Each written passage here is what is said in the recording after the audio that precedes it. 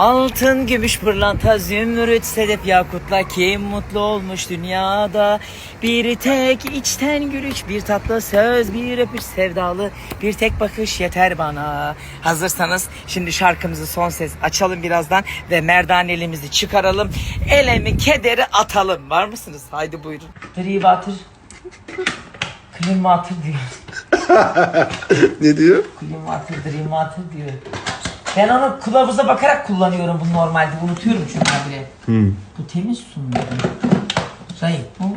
Arkadaşlar evet dün hiçbir şey paylaşamadığım için linkler birikti. Şu anda da ne alırsan ikincisi 1 TL kampanyası var. Evet girdiğiniz linkte ihtiyacınız ne varsa ikincisi sadece 1 TL kaçırmayın diyorum. Çünkü yarın bir gün daha da zam geliyor. O yüzden aldın devri. Haydi bakalım aldın ikincisi 1 TL tıkı tıkı tık.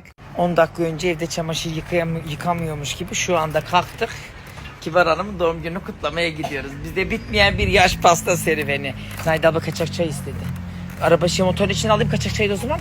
Motoru şuraya park edeyim. Haydi. Etkinlik üstüne etkinlik. Bu arada Kibar abla Safiye Ayla'dan 2 yaş küçük. Bugün öğrendik onu. Kimden? Safiye Ayla'dan. Kimden? Safiye Ayla'yı tanımıyor musunuz? Şarkıcı vardı ya.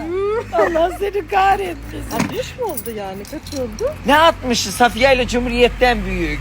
Kız Atatürk görmüş Safiye Ayla'yı. Kibar onun yaşında olabilir Kadının mi? yaş algoritması karıştı. Yani kaç yaşında? Çok Safiye Ayla öldüğünde 80 yaşındaydı Ben düşün. abla 80 değil. Abi zaten olamaz ki. Gavur Ne oldu? gibi. Ne oldu papaz? Kibar abla Esra papaz kaçırdı. Şimdi gidelim bunu izlesin seni öldürür görürsün bak.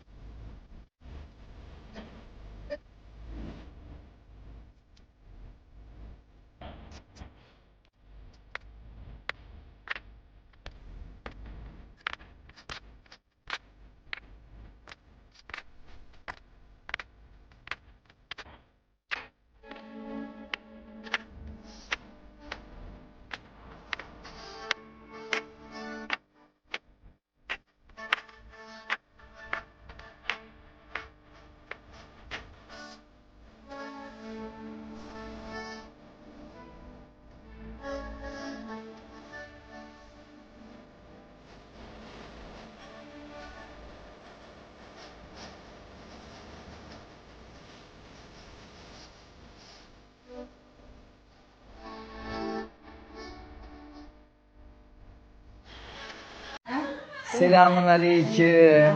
Nasıl bir ekibiz? Her gün bir yaş pasta, her gün bir etkinlik. Sizin kalabalığınız kim kız? Kendi ekibi. Halılarına ne oldu? Ay, icra gelmiş gene evlerine. Gene mi? Ay ne olacak bu çocukların boğazı doymuyor ki. Bu sefer kim? Bakkal mı market mi? Bakkal mı aldı market?